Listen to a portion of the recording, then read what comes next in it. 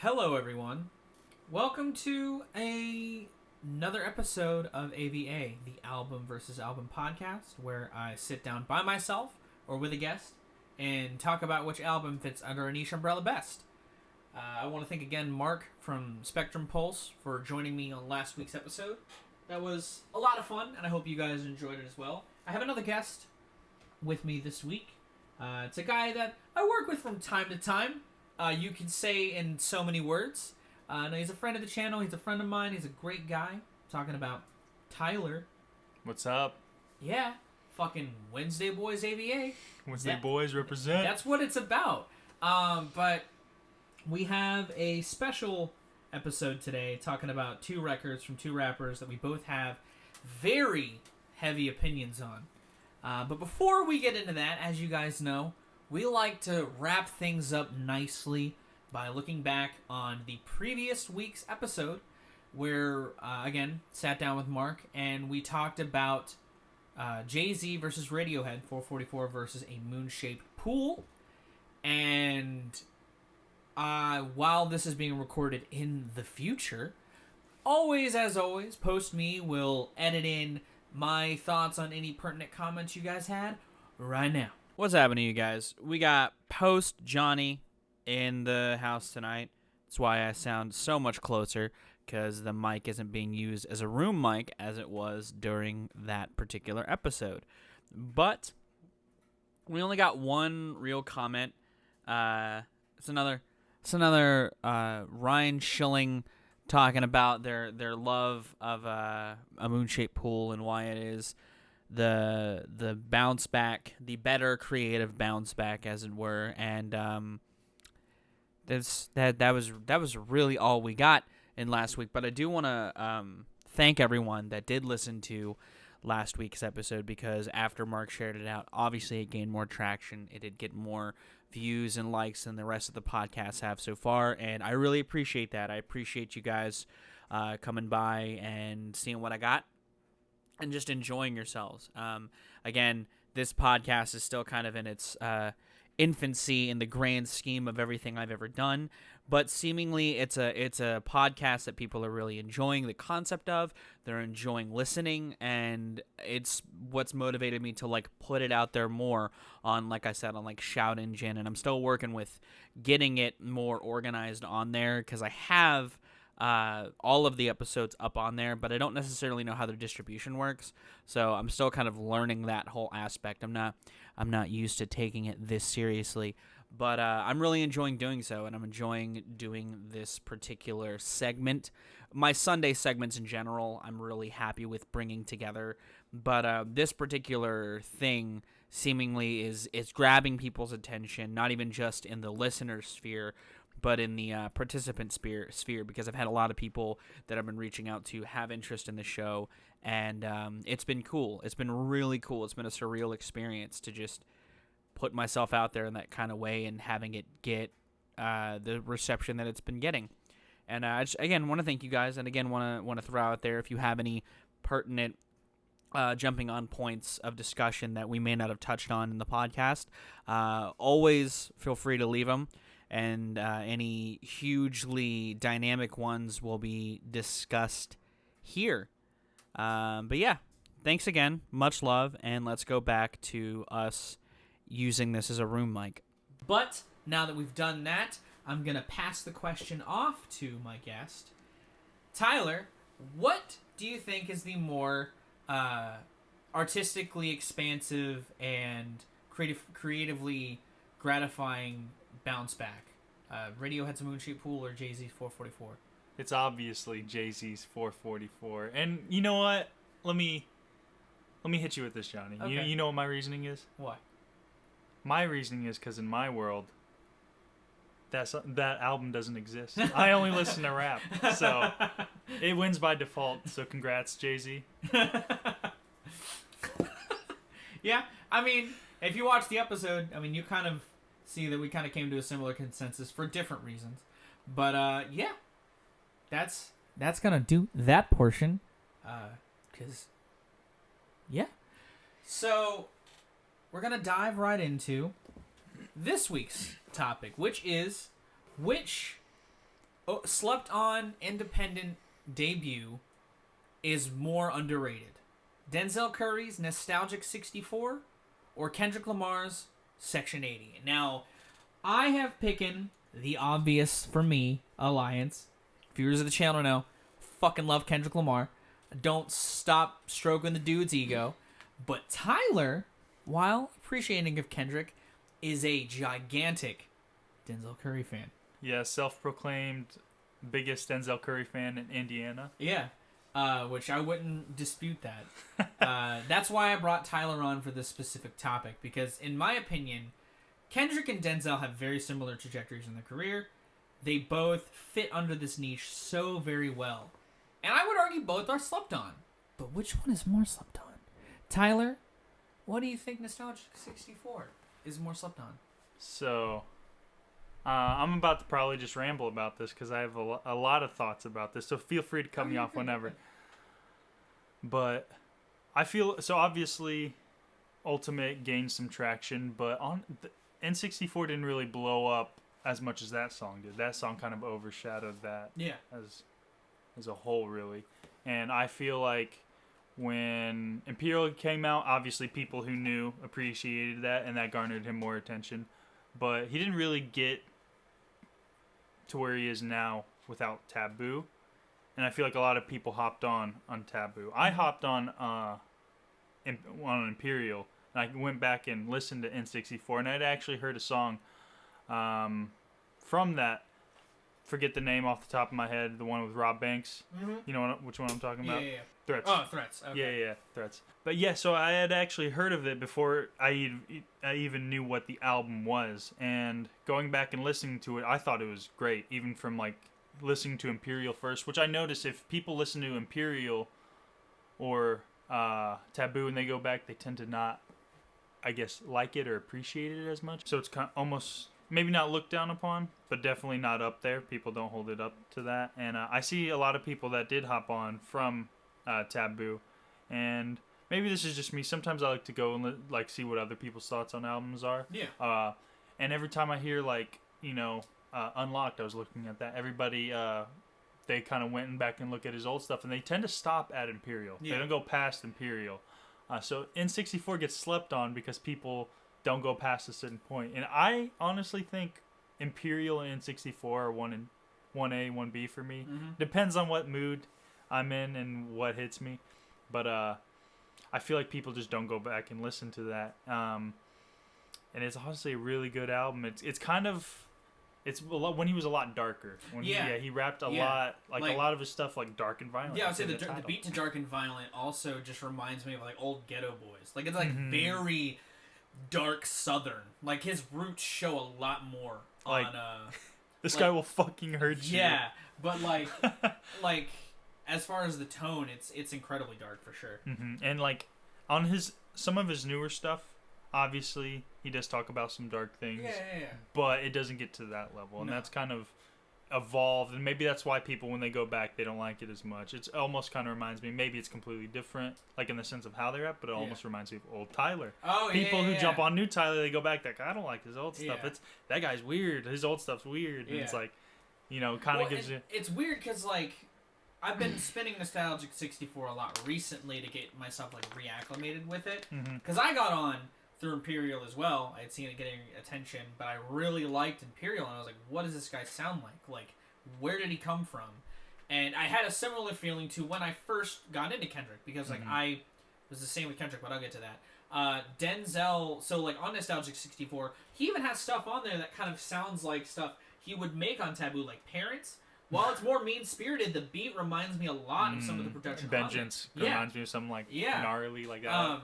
And, like it's insane, like, how dynamic it still is while retaining this very dark edge. And the crazy thing is, I've talked to you about this, one of my favorite things he does is in some of these bars, sometimes they're not even his songs, it's just a feature to another song, but he'll, like, do, like, a throwback bar or, like, just a callback to N64. Yeah. Like, Ricky. Throws back to Parents, the song Threat. I showed you Threat. It goes back to No Threat. Yeah.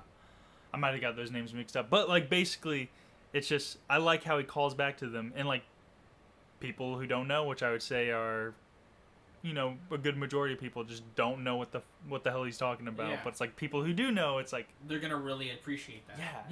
I find that to be really dope. Yeah, I would agree. And it's insane to me how it's like in the one of the songs. Oh, what song is it from N64 where he cuts in the news thing? N64. Yes, where he cuts in the news from the Trayvon Martin. Yeah, the Trayvon Martin thing. Like it's doing a lot of things that again he would either expand upon or like felt very tied to the culture. Kind of going back to that a little off topic. I'm surprised that didn't kind of blow up when that was the thing. Because because it's a good song. Mm-hmm. It throws that in at the time. It's like that was a huge thing for a long time. So I'm surprised I didn't hear that go around. You heard Ultimate go around just for Vine. Yeah, which is also insane. Like this fucking album is off a meme, but it's like no, this guy's really fucking. Well, I guess good. that would have been my introduction to Denzel because I loved that meme and I was on Vine. But I never really listened to the rest of the guy's stuff. I just thought that song fucking slapped. Mm-hmm. And then when Imperial came out and it blew up, I was like, oh, this guy. Let's fucking jump into that. But yeah, no, dude, Ultimate. Fucking... Again, very tied to its southern roots. Like, the southern hip-hop aspect of his sound is very reflective. Juicy J. Mm-hmm. Like, that's insane, dude. I don't know. Nostalgic 64 really is, like, I would agree that it is pretty slept on. But, dude. All right, Johnny. Dude. Hit me with it. Drop knowledge on me, because I will say right now. Kendrick Lamar went from this kid from Cali into regarded as one of the best rappers of the decade. K-Dot. But nobody talks about Section 80. Let me just say real quick, I'm not as familiar with Section 80. So, but like some of the hits, like Rigor Mortis and ADHD. Drop some knowledge on me, Johnny. Go, but dude. Get it. Even in the blogosphere, people just were not gravitating to this. Probably like people liked it. Dead and Hip Hop enjoyed it. Anthony enjoyed it. But like, dude, it is so good. And like when I got into Kendrick Lamar, I was listening to the features and I checked out singles from this. I also went back, like I did with Denzel, and listened to Overly Dedicated. And I was like, this sounds okay, but like it's not this guy. Like Section 80 is just this transcendental moment in Kendrick's career because it's this bigger concept record. It deals with subjects that are so ahead of its time. In 2011, he was talking about domestic abuse in hip hop. He was talking like as like a concept. He was talking about again poetic shit, or not poetic shit, but like political shit on like the Absol's outro or on parts of like Ronald Reagan era. It's insane the level of talent that is all on there. It has some like, it does the swimming pools thing of doing a track like ADHD where it's tackling substance abuse in the youth. It does a lot of crazy shit. So it dropped in 2011? 2011. Think it got overshadowed by your boy? Good Kid, Mad City, which is cool. Like, I love Good Kid, Mad City, and I think that it does a lot to... Good Kid, Mad City's dope. It is, and like, I was gonna say, did it get overshadowed by Odd Future? What? 2011? Oh, I mean... You think so? I don't know, because, like, they are both West Coast era, but they were huge. They were. They blew the fuck up. But, like, if it were that bad, I don't think he would have caught on at all. Okay. Because Section 80 did get attention from the right people, but in hindsight, people stop at Good Kid, Mad City. Which is, I mean, I get it. It's got some bangers. Like, Kendrick Lamar. Like, and this is another parallel I wanted to draw. Because, like, Nostalgic 64, really ambitious and crazy. Like, with a lot of cool forward-thinking concepts. He drops a banger after banger record like Imperial. Yeah. Good Kid, Mad City, and Imperial. Then they do the Taboo thing. And like you say, they're both what did you say? Bafflingly consistent. Yeah. It's like everything they do, it's gold. Their features. Their features are great. Their songs are great. Their albums are great. Yeah. I don't think I've ever heard anybody be like, oh, so-and-so dropped a song. Oh, dang it, Kendrick's on it. Yeah, oh, dang it, Denzel Curry's on it. I've listened to pop songs because Kendrick Lamar's on it, dude. Like, he has that power. Like, because he's really good at what he does. It's that draw power. Yeah. But, Section 80 did a lot. And it also is similar to, Nostalgic 64. It has features, but, like, they're all over the place. Because, like, that one song I played you, the one that was like Linkin Park sounding, Okay. like no makeup. Yeah. That's because Colin Monroe is like this really clean singer, but Absol's also on here. The RZA does a feature on here. Like, Dang, he's got some. it's insane. Like, who the fuck is this kid?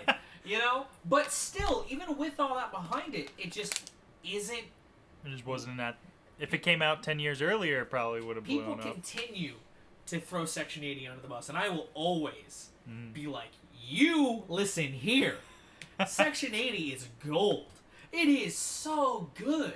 Like, it's my favorite Kendrick Lamar record. Really? Yeah, it is like, I love Good Kid, Mad City. I love To Pimp a Butterfly. I think To Pimp a Butterfly is like an extended expanded on version of Section 80. Section 80 Deluxe Edition. Yeah, like conceptually, because he talks about similar things, but he expands upon them in a much different way. Mm-hmm. And I think it's just because the landscape of politics was shifting so much. But it's insane to me how, even after a dude with a career like that, Section 80 still just like, if you know, you know. It's one of those if you know, you know. If you know, you know. Like, I would N64, argue same. N64 is similar to that. If you know, Like, you if know. you know. Like, his flow is a little weird on some tracks. His voice is a lot more nasally on Section 80. But, like, that never bothered me. Mm-hmm. Like, never. I'd heard people complain about that on some of the features he did. Like, he did a Tech 9 feature in 2011. And his voice is, like, almost in another He was register. on a Tech 9 song? Or Yeah. Tech 9 was a No, he was feature? on a Tech 9 song. Okay. On his big... And he was nasally? Text big, yeah, super nasally. But I think that's why people also don't gravitate towards Section 80, because his voice is just so different. Mm-hmm. He really harnessed his voice more on Good Kid, Mad City. But, like, I've never had a problem with Section 80 Kendrick vocally or lyrically, because he's incredible. You know, he taps into, like, a weird Bone Thugs thing with his flow. It gets super, super fast, and I really enjoy. Like, on Fuck Your Ethnicity. I don't know. I think Section 80 is just... Let me look at the track listing on Section 80 It's real quick. it's so good, man. Like I said, Rigor Mortis was the first song I ever listened to by Kendrick Lamar, and I was like, this fucking dude is flowing insanely over this jazz beat. Like, it is just, he just keeps going and going and going. It's insane. Like, I really love Denzel, Okay. but Kendrick Lamar, man. All right, I'm about to put up a very weak defense that you're going to school me you're on, good, you're probably, good. Oh, you're because good. I have nothing really to back this up by just talking out my ass. But I feel like if you were to do like a best of Kendrick Lamar, you would throw some songs on Section 80 on there. But I feel like if you did a best of Denzel Curry, you'd maybe get one song from N64. And I feel like that's kind of what tells me that is more slept on. The only song I'm thinking of would be N64 because it's the title track. But like I'm looking on here, like Hold Up, ADHD, Rigor Cushy Mortis. Corinthians. Yeah, like on a best of, it's like those would probably go on there, and I feel like I think that does kind of speak to how Kendrick is as an artist. Yeah. But I also feel like that speaks to maybe Section 80 isn't as slept on anymore just because he has so much. I feel like in all aspects of rap he has respect, you know, Okay. not just like with, you know, because sometimes with what's cool, it doesn't necessarily mesh with, you know, kind of like example, J. Cole and like the younger rappers, you know, they got beef because fucking who knows. Yeah. But Kendrick Lamar, it's like, no, everybody respects Kendrick Lamar. Yeah. Like everybody. And he's earned that. And I feel like maybe that's not a good defense, but I feel personally it's not as underrated just because there's still a lot of bangers on there That's that like fair. people throw back to. Yeah. You don't really hear people throw back to N64. That's fair. Maybe it's because Denzel's gotten a lot better. Maybe it's because Kendrick's been way more consistent. But, you know. I could see that argument. I think because I was bringing up the Instagram poll. I mean, people agree with you. Like Nostalgic 64. I made 20 accounts and voted. Like it's a 6-10 vote. But Nostalgic 64 did win against Section 80. I did vote on that though. You did? Yeah. I mean, usually, that's happened every time. Like, the guests will vote, which I think is good. I think it's good, too. But, like, other people agreed with you. Like, and I could see why. I think that, I still think just because even if people pull from Section.80, it's usually like ADHD. It's on Grand Theft Auto. You know, it's the big songs. Yeah, it's the big. Yeah, like, but it's deep cuts. Nobody even a track like fucking Po Man's Dreams. Like, I don't know. It's got the same level of deep cuts as Nostalgic 64, but I think that and it's weird because Nostalgic 64 also like it also sonically tried to kind of readapt the scene. You know, like some of the fucking hard hitting trap stuff and like some of the rattling hi-hats. It's like hard hitting, dark, and like druggy. Yeah. Oh, yeah. Yeah, it's got a vibe to it, and like it is weird that it like while Ultimate popped off, like it wasn't the same level of like again Kendrick's rise to fame.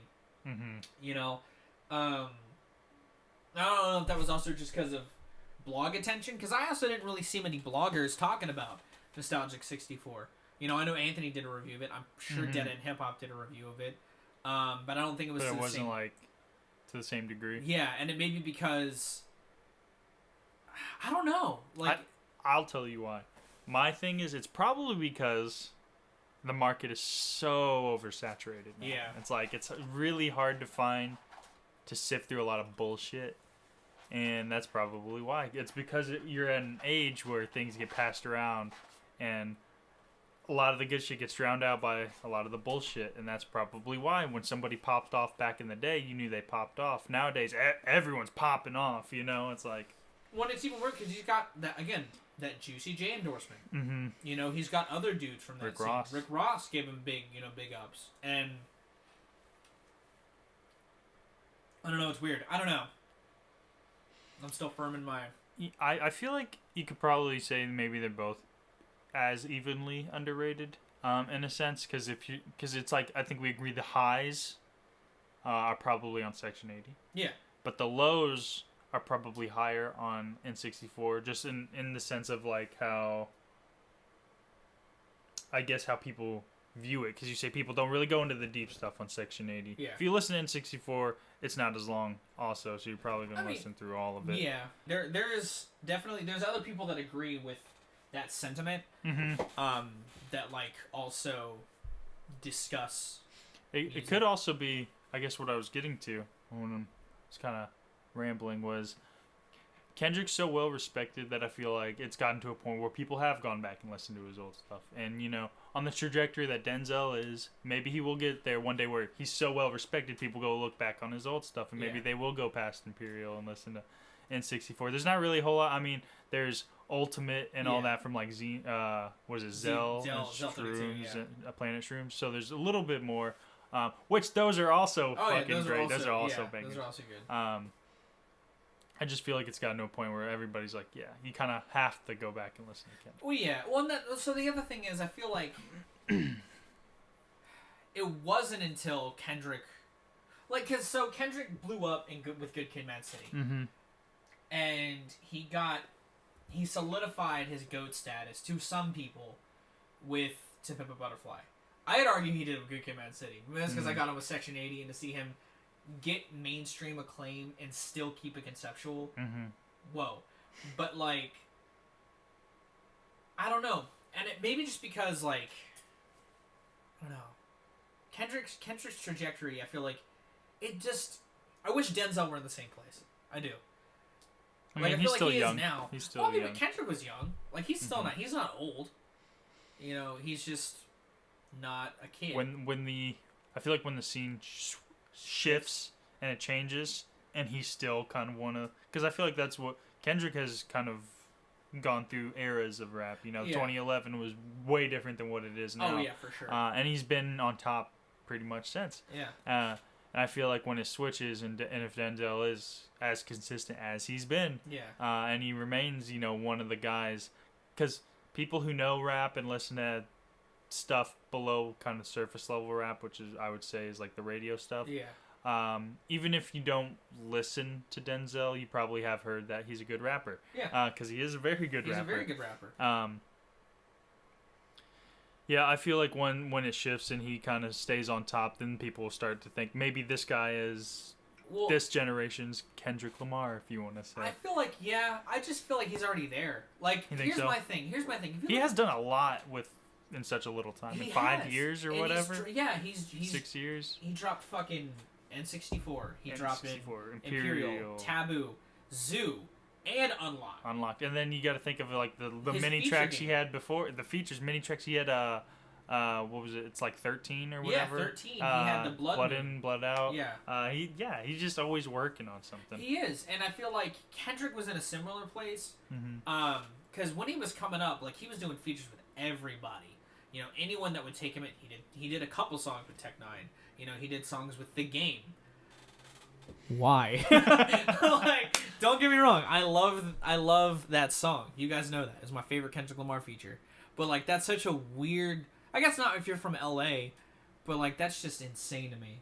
Seems like that's what a lot of the really good rappers do. They kind of, while being consistent and having stuff to write about, they release a lot of stuff, do a lot of features, and then when they kind of get later, because Kendrick, he's working on something. He's working on, but I assume he doesn't do like fucking 30 features a year or whatever. He does. Like he does. He doesn't do as much, but he does. But he's do earned a lot that. of It's like he's earned that. He's gotten to the top, so it's kind of like, let me work on my own shit. Yeah. You know. It's just weird, and like I feel like Denzel. Like I said, Denzel. I feel like earned that with Imperial. Like I feel like that record alone, like, is so insane. And with the consistency, dude, because I just went back and listened to Unlocked. Yeah. Dude, Unlocked's fucking great. It's so good. I want so much more of that. Like, and the fact that he freestyled that in Most to Zoo. Mm-hmm. Like, he is a talent. Like, Denzel Curry. Y'all need to stop sleeping on Denzel Curry. If any of you sleep on Denzel Curry, you need to throw on anything up by him right now after the podcast. Just binge him. I know you love Kendrick, probably. You know, Kendrick has a lot of fans, and that's warranted. But Denzel Curry is, like, the name in hip-hop right now. Like, straight up. He is so good. Go listen to Naughty Head or Envy Me. Like, and then get back to me. Like, or his feature on that fucking Alakazam song. God, yeah. Like, he is such an, like, iconic dude now to me. Because, like, his flow is insane. His flow, his writing, all of that. The man of a million flows. It's true. Like, he like combines everything I love about that style so well. I've noticed what I appreciate a lot in my rappers that I enjoy is good flow, and I think that's why I really like. Want you to cry? Sure. That's why I really like Denzel. He has a crap ton of flows. He switches them very cleanly, and they never. Oh shit! You're good. I'll take that one. They never sound awkward. It's like, and the dude has bars. He's not just flowing. He's got bars. Yeah. He has a good way of interpreting shit like culture into his bars too. Like his fucking, what is it? It's one of the songs on N64. Sirens, when he's talking about like political shit. He Yeah. can just fit that in. But he talked about Brock and Team Rocket on a song. Blast off like fucking, Team Rocket. Yeah, N64. That's the song. Yeah. Like you think that song's amazing. I love that song, dude. The songs are great. Yeah. Yeah, man. It's just, yeah. He had a song that was on the new Madden. Crap, what is it called? Denzel? Yeah. Yeah, he's on the new Madden. That's how you know you blew up. You're on the new What Madden. the fuck? not the one coming out, but the one that's already out. I forget exactly what it's called, but he says, "I go Super Saiyan, go Tanks." Yeah. You know, he's just talking about like. Oh yeah, that's Shawshank. Know too. Shawshank, yeah. There's no M in the word Shawshank. What would you say is, because Denzel currently, if he didn't pop off, how much longer do you think he has before he reaches that point? To like the big populace, to like where he's at Kendrick's level? Like how long? How much longer do you think it would take for him to get there? Let's see. With how consistent he's been. Let's see, he just dropped that. I think as much as I think it could go two ways. And one way, I really hope it doesn't go, and that's kind of the way that Tyler took with just a very big shift in sound, just to kind of gather, because he does have attention. Yeah. And to, make a big shift and garner even more attention from a bigger audience. You got the fans that have been following you, and you go into kind of like a new style. hope that doesn't happen because what he's doing right now is dope, and I mean, he's done like the Bulls on Parade stuff, but I don't see him doing that now. He seems like a rapper in and out, like through and through. I think,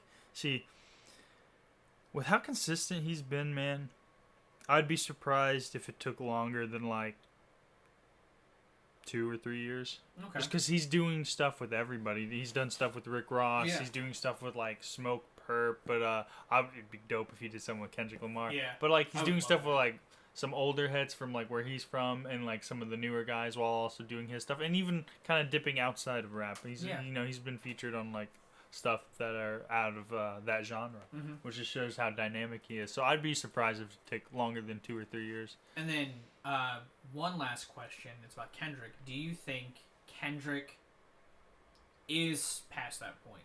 Because Damn, while being another dynamic shift, was not a record that people, by and large, like. It's not my favorite Kendrick record. I like it a lot. I've been revisiting a lot lately, but I'm not the. I do like Kendrick. Good Kid, Mad City's my favorite. Damn was alright. I didn't think it was great, but I'm not like a diehard Kendrick anyway. I don't think it's bad by bad music standards. Yeah. I think it's bad by people think it's bad by comparison. Like, I mean, if you compare that with anything like, Lil Pump or something has done, it's that deserves a Grammy or whatever. But if you compare it to Good Kid, Mad City, to Pimp a Butterfly, maybe you don't like it as much. Yeah. I don't think he's past that point. I just think when you're looked at as the GOAT right now, like the GOAT and like kind of who's rapping right now, he's better than anybody rapping. Yeah. I think it's fair to say. Yeah. When you're looked at that, you just hold to a way higher standard. Sometimes unfairly. That's true. But I don't think he's past that point. I think people are just overly critical. That's fair. Yeah. That's pretty much it. What anyone listening, if you have any talking points about these projects that you think we missed, be sure to let me know in those comments. You guys know I will be addressing those in the upcoming episode, the next episode, which will be featuring another very special guest. If you are listening to us elsewhere, not on YouTube, feel free to shoot me a line on any of my socials. I'm Viral Rack. If you have a talking point as well. And I actually want to extend the questions I asked to Tyler to you. If you are a Denzel Curry fan and you don't necessarily think he's reached the heights of Kendrick, how many records do you think it'll take for him to reach that point? And an additional addendum to that I meant to bring up to Tyler is, what sound do you think Denzel would explore to garner him more success? Do you think he would lean more on accessible trap flares? Do you think him expanding into a different atmosphere altogether would work? What would that atmosphere be? Do you think that a certain cosigner feature would help get him that bigger attention? Because, I mean, he's already got endorsements from, like, Rick Ross and Juicy J. He just recently did a song with that band Youngblood as of recording this. He's also got the Kenny Beats endorsement because he did the whole Unlocked thing. Is there going to be... Do you think there'll be a point where Denzel will actually reach that? Like, what do you think it'll take? What sounds do you think it will take if it hasn't already happened? Do you think he needs to make that shift? Do you think he needs to be the pariah in the shift of hip-hop sound to get him that GOAT status to the general populace? And in the case of Kendrick, do you think Kendrick is still on top? Do you think he's still one of the best? Do you think that his extended break from Damn to now is sort of harming his stature in the pantheon of hip hop? Do you think it doesn't really matter? Do you think he's already gotten to that point, so it doesn't matter? Do you think that his new sound, which has been talked about being a rock album or a rock leaning record, will be a nail in the coffin for him? Are you hesitant about it? Let me know. Let's get that K-Dot Denzel discussion going. And also, where do you sit in this particular argument? Do you think Denzel or N64 or Section 80 are more underrated? Let me know either on my socials or in the comments of the YouTube version of this particular podcast. If you like this podcast and you're listening to it on YouTube, be sure to hit the like button. If you want to see more of my music, gaming, and general nerdery content, be sure to subscribe. I drop 6 to 7 vids a week, usually around those topics. If you like this, you'll like something I do. If you want to take it a step further and join me on Patreon, Be sure to join me. Linked in the description. Special thanks to my patrons. They get early access to content, exclusive content, and they help drive the community. They help me tailor vids for the general masses, all you beautiful people. If you're listening to me on a different thing, be sure to subscribe to me on there, whether it's Spotify, Apple Music, whatever I'm on, that this is on. Be sure to give me a follow. We're gonna get out of here though. Thank you so much for listening. I've been Viral Rack. He's been Tyler. You guys have good days, lives, and situations, and we'll see you another day. Seriously, go listen to Envy Me. Yeah.